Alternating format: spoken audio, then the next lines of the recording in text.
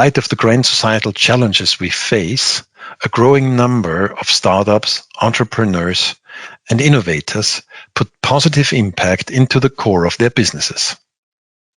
All over the world, the Impact Hub network provides a home for them and their highly innovative products, solutions, and business models. My guest in this week's Responsible Innovation Story is Barbara Inmann, Managing Director of Impact Hub Vienna. Over the past 10 years, she helped to establish the vibrant innovation ecosystem for social entrepreneurship that reaches far beyond Austrian borders. Mrs. Inmann, thank you very much for taking the time for this interview. 2020 marks an anniversary for the Impact Hub Vienna. Looking back on the last 10 years, what were the most important milestones and achievements?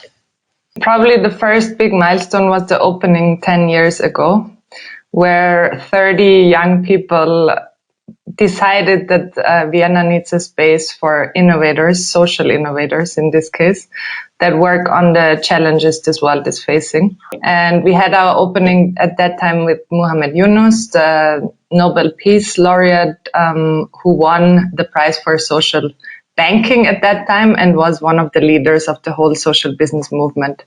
And since then, we could grow the community to over 1,000 innovators, but as well supporters like experts, partners, investors. We have a space of 2,000 square meters, which is open and innovative workspace and co-working space. And we could support 500 businesses that were founded in these times and that created 1,500 jobs. How does the Impact Hub Vienna help people who have a great idea to start up their own business? Yeah, basically there are 3 pillars, I would say. We call them inspire, connect, and enable. So the first one, inspiration, is really making topics that are relevant more public, making people aware of what's happening in the world and what solutions potentially are already out there. The second pillar, connect, is we really build a network to connect people that need each other or can support each other in different areas. And there our members as well say that they get 10 to 12 valuable connections a year. So we connect them to investors, partners, but as well potential co-founders. And the third pillar is enabling. And there it's really about supporting people to get their businesses on the ground. So on the one hand, we offer acceleration programs where they get contact to experts, mentors, workshops. But we as well have formats for the community itself. And there 35% say the hub supported them to generate revenue, 50% got access to clients, and 60% are very happy about the hub that we communicate and position them as well through our network and our channels. When you look back over the last 10 years, what changed regarding social entrepreneurship? What were the most important trends? In the beginning, the focus was very much on social topics, so social inclusion, education, which are still very relevant, as well employment to a certain extent.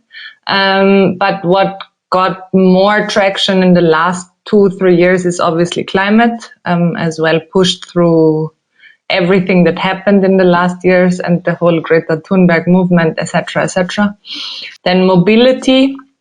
So how can we push sustainable mobility? Local production, so online markets for bioproducts, etc. And the construction area, which is an interesting one because especially construction was in the beginning not that connected to social sustainable innovation, and now is really one of the main drivers of how we can as well change the whole system around climate, CO2 emissions, circularity, etc. What is the culture among these entrepreneurs? Are they a kind of network and support each other, or is competition the main driving force? They are definitely a network and support each other.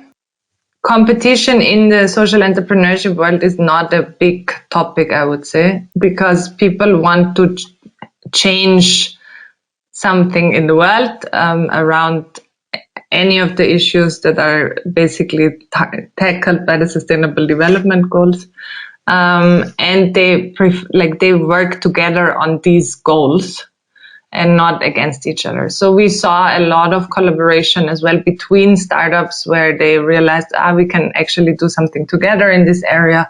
So this system works quite well actually, and is a bit different than the classic competitive system that we know.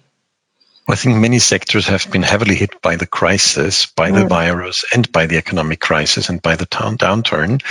Is the social entrepreneurship sector, are startups also part of the solution for the corona crisis? So do you see a rise in business ideas directly addressing the problems that were created by coronavirus?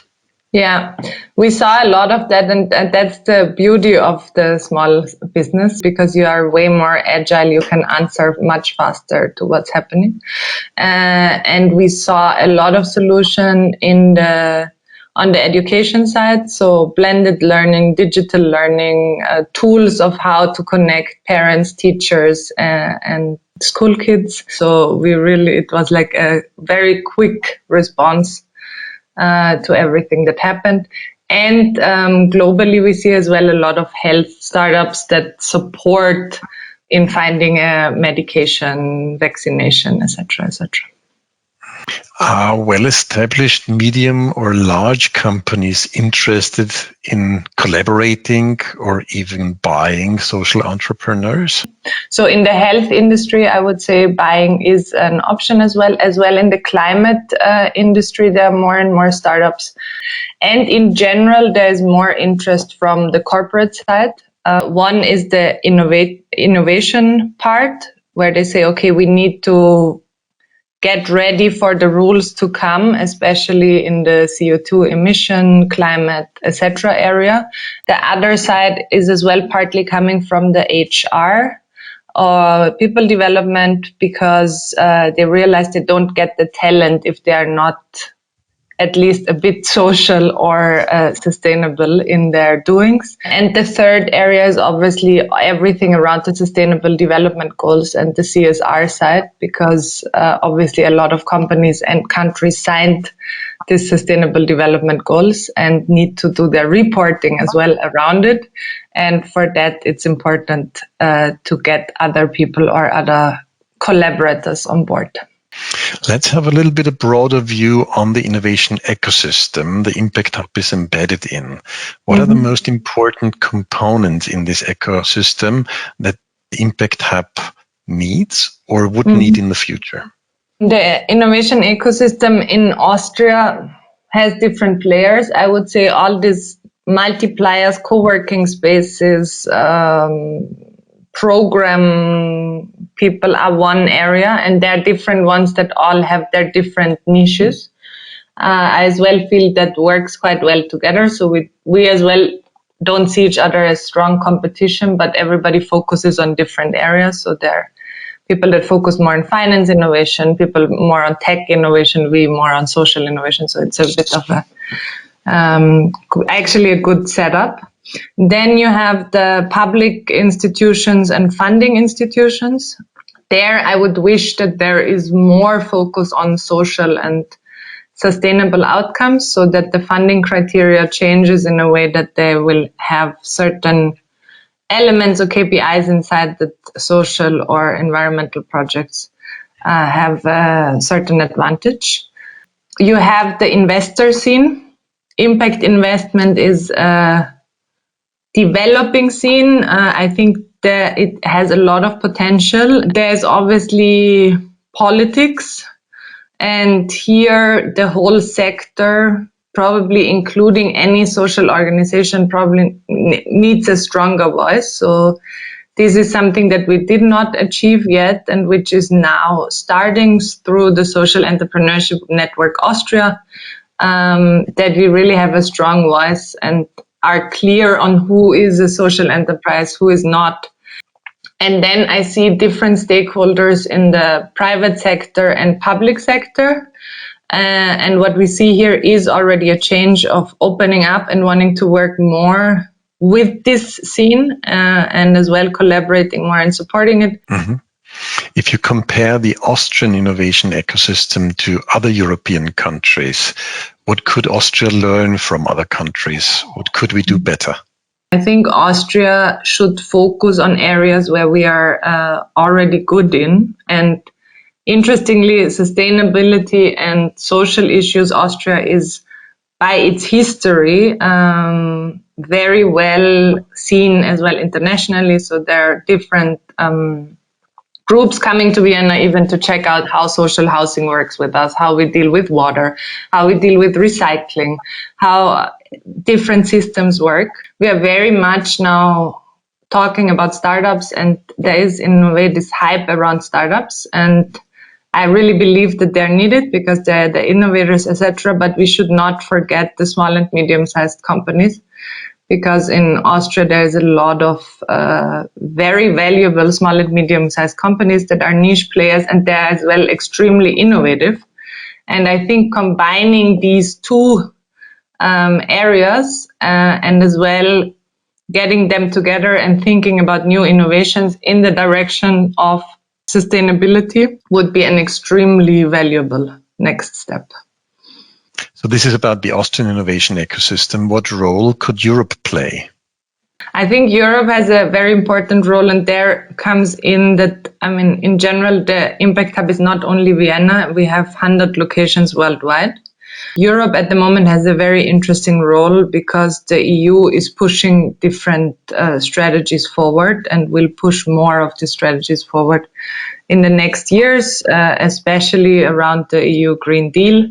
We have a lot of examples in the network as well, where different countries have different expertise areas. So, for example, the Dutch market is very strong in sustainable fashion and circularity. The Swiss market is very strong in circularity per se. They have different networks around it. So I think if we figure out who are the leading expert countries in the different areas and then focus on these innovation clusters, we would have a big advantage for the future and could really change something that needs change. Thank you very much for this very interesting interview. It was a pleasure. Thank you.